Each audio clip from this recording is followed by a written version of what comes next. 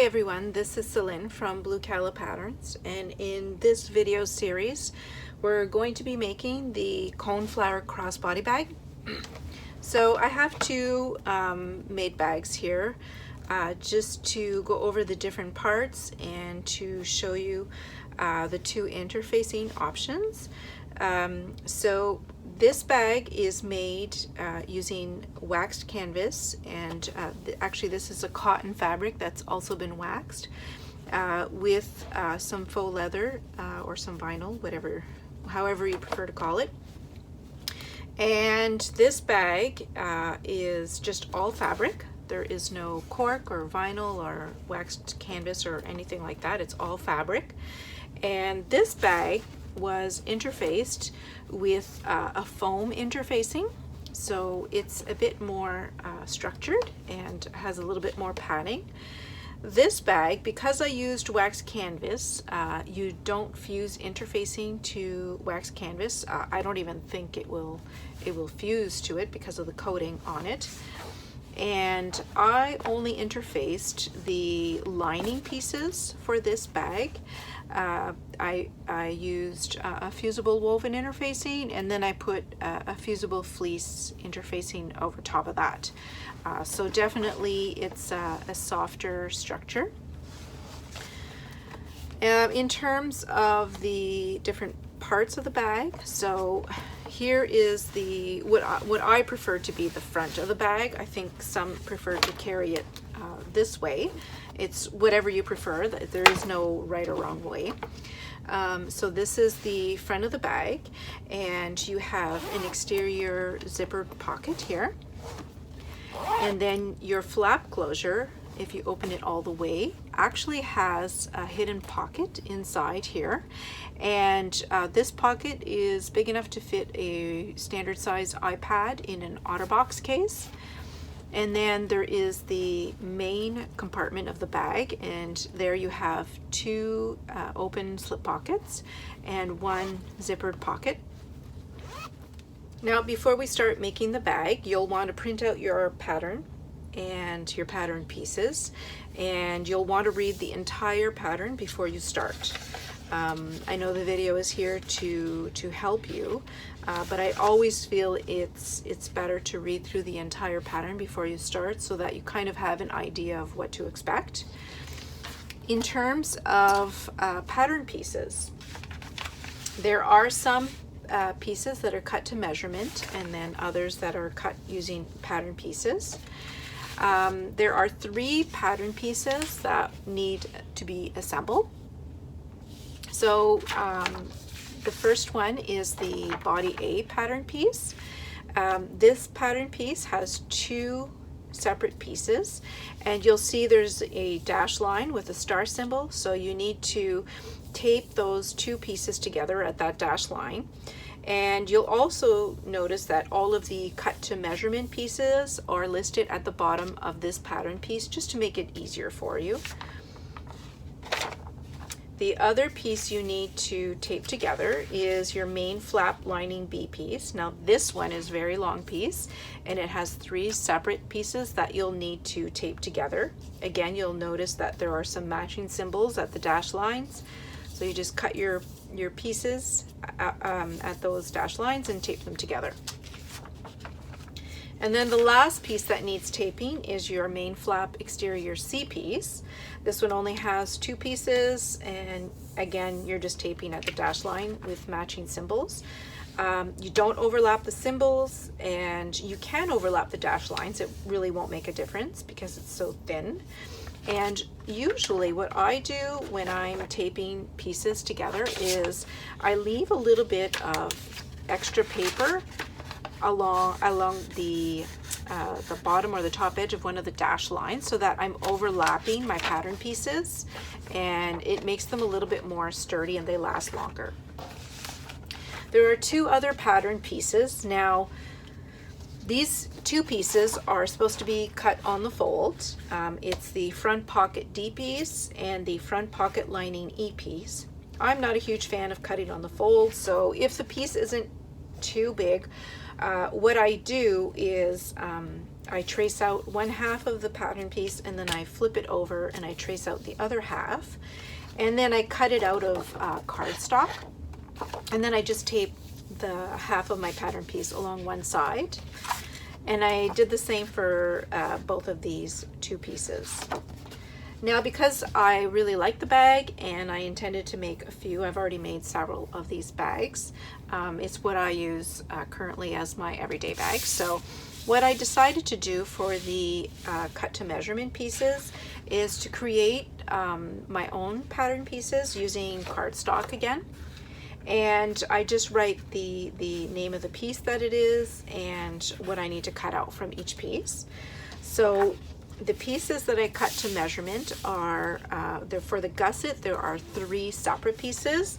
There's the gusset bottom, and then there are the gusset sides. So you'll need to cut 1 of these and 2 of these, making a total of 3 pieces, which you'll then sew together to make your gusset.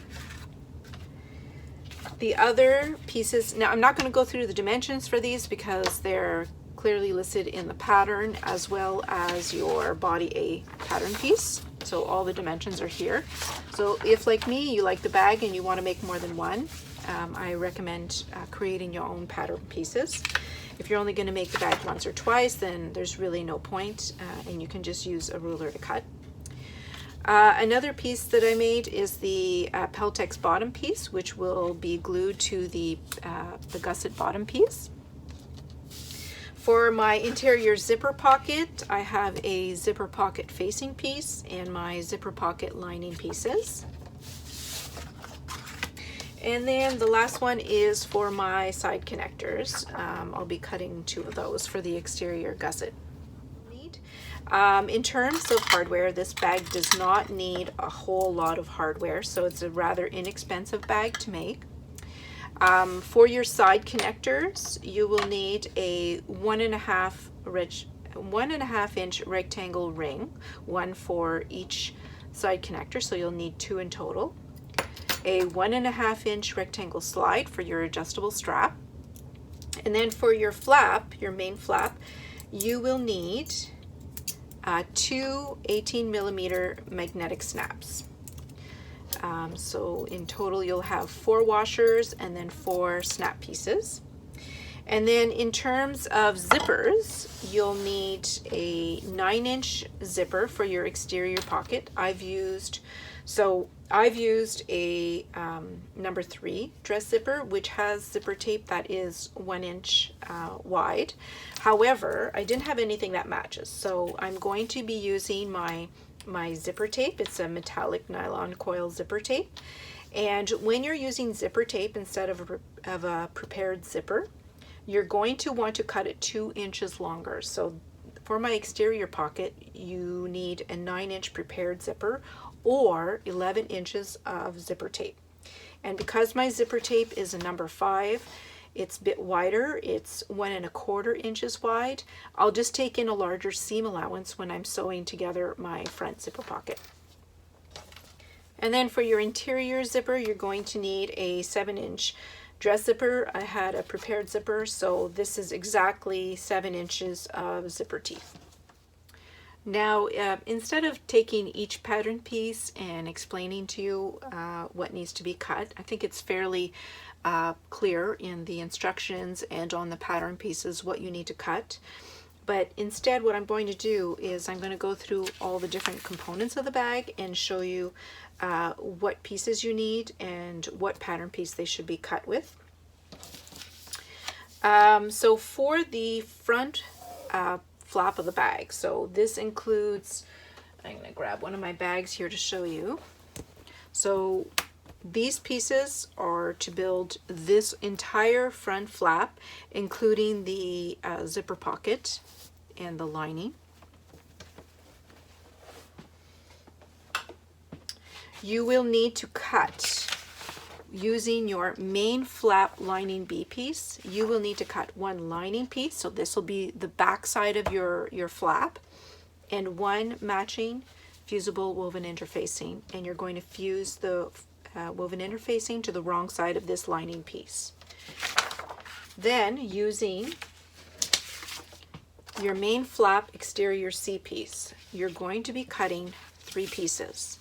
Your exterior fabric, so this is going to be this piece right here on the front that is over top of your zipper pocket. So 1 exterior piece and 1 matching fusible woven interfacing that you're going to fuse to the wrong side. I'm using SX linen here, so it doesn't have it right in the wrong side. But your fabric, if you're using regular fabric, it's pretty clear. Then you're also using this pattern piece, you're going to cut a piece of fusible fleece. However, you are not fusing this to these pieces. You're actually going to fuse them to this piece.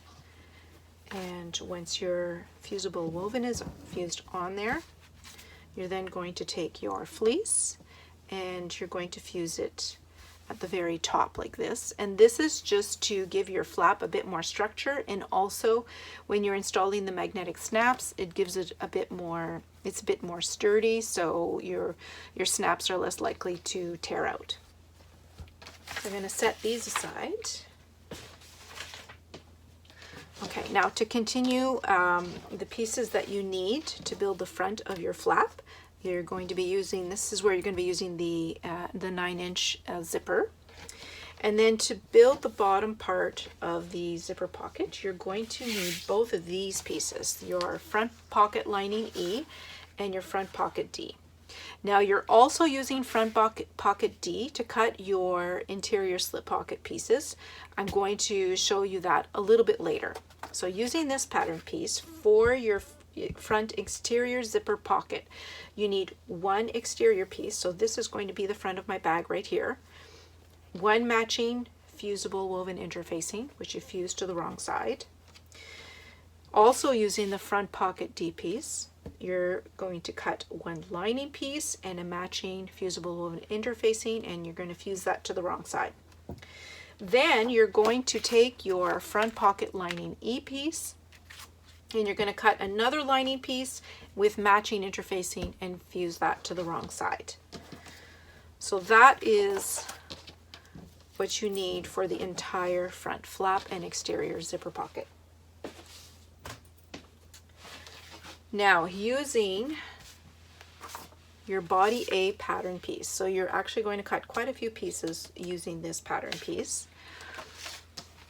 You are going to cut 2 exterior pieces with matching fusible woven interfacing and matching foam interfacing. So you'll fuse your woven interfacing to your exterior fabric on the wrong side, and then you're going to clip your foam pieces to the wrong side, and then you're going to zigzag stitch them in place all around all the edges. And when you do a zigzag stitch, it compresses the edges of the foam so that your seams aren't as bulky when you're sewing. Now you're probably wondering, why do you need 2 exterior pieces when you have your flap on the one side? And I'll show you. So one of these will be this back piece. So on this bag I used an actual print, so that one of these pieces will go here, and then the other piece is actually what you're going to see when you open up your flap pocket. So this part here, you'll see it, this piece has the foam. That's where this piece goes. Just going to set these aside. And then we're going to go through the lining pieces. So using this same body A pattern piece, you're going to cut 2 main lining pieces and matching fusible woven interfacing, which you fuse to the wrong side. Then for one of them, you're going to use your zipper pocket facing piece, or you're going to cut to measurement your zipper pocket facing, which is 9 inches wide by 2.5 inches high, and 2 zipper pocket lining pieces. These are 9 inches wide by 8 inches high, and you also cut the matching interfacing and fuse it to the wrong side. For this you're going to need your little 7-inch zipper. Then for the other body panel, this is where you're going to be using again the front pocket D pattern piece. You're going to cut the 2 additional lining pieces and matching interfacing and fuse the interfacing to the wrong side. So this will become your slip pockets on the inside of your bag.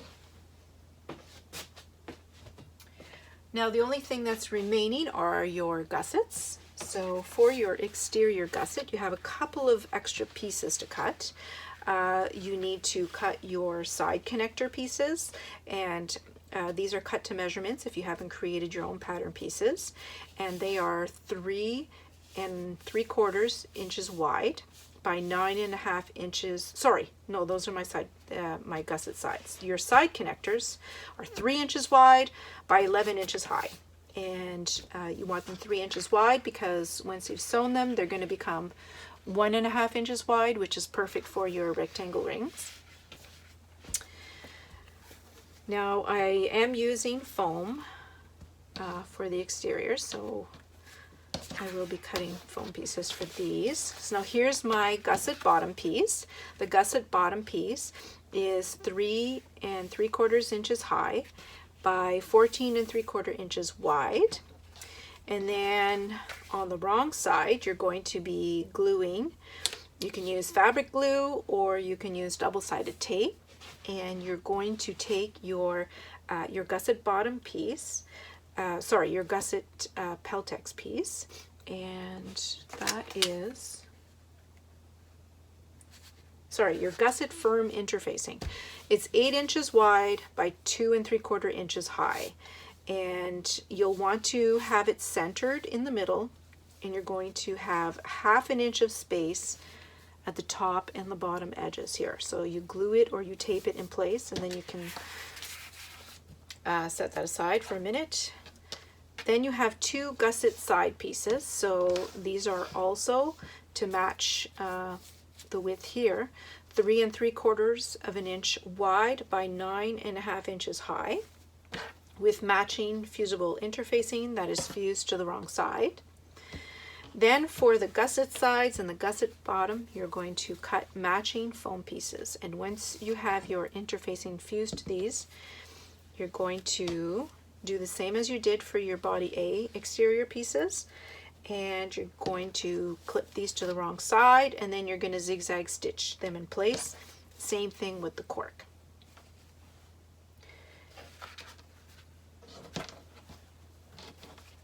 Now the last pieces for the gusset are your gusset lining pieces. So you're going to cut them exactly the same dimensions as your exterior pieces. So you have the 1 gusset bottom piece and 2 gusset side pieces, matching interfacing fused to the wrong side.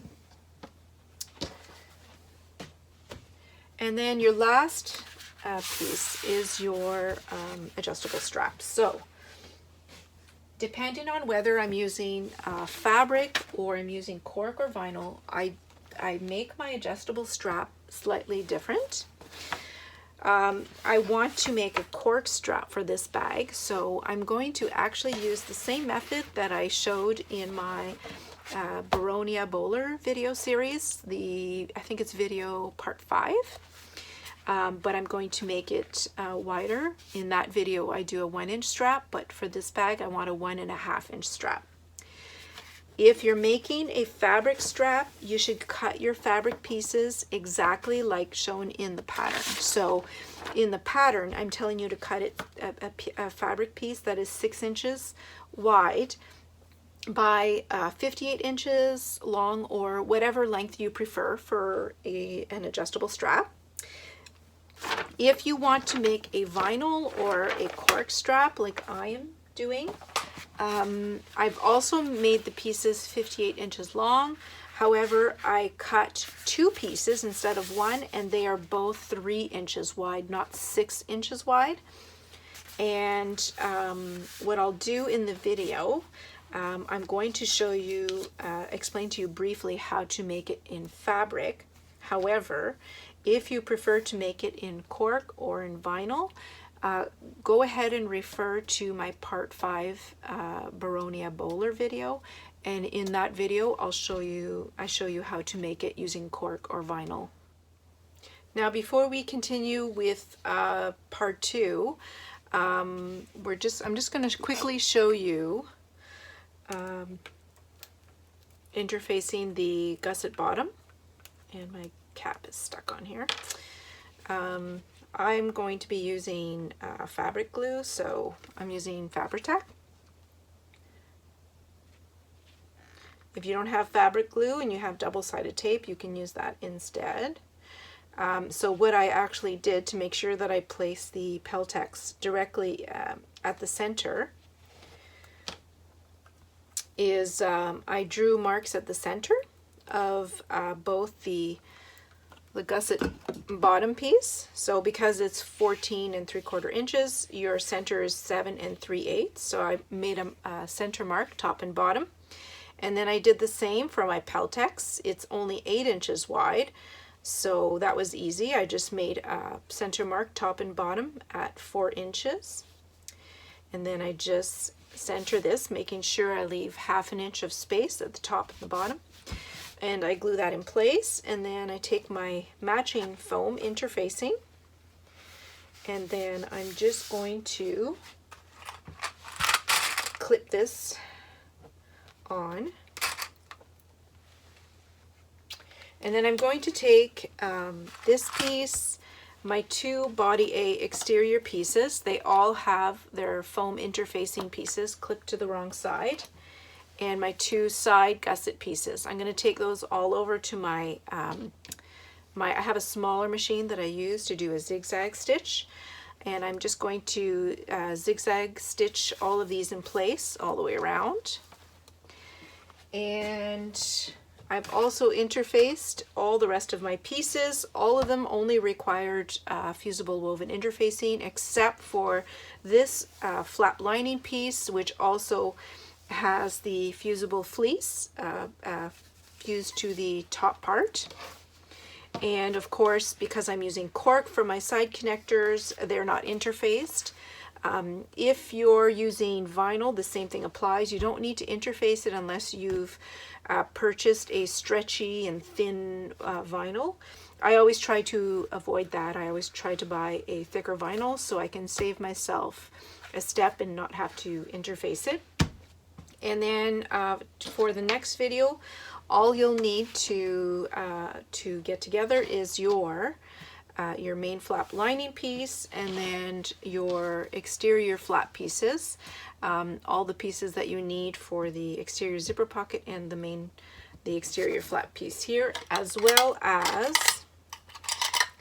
your magnetic snaps. So if you want to get all of those pieces together, and then we're going to move on to part 2.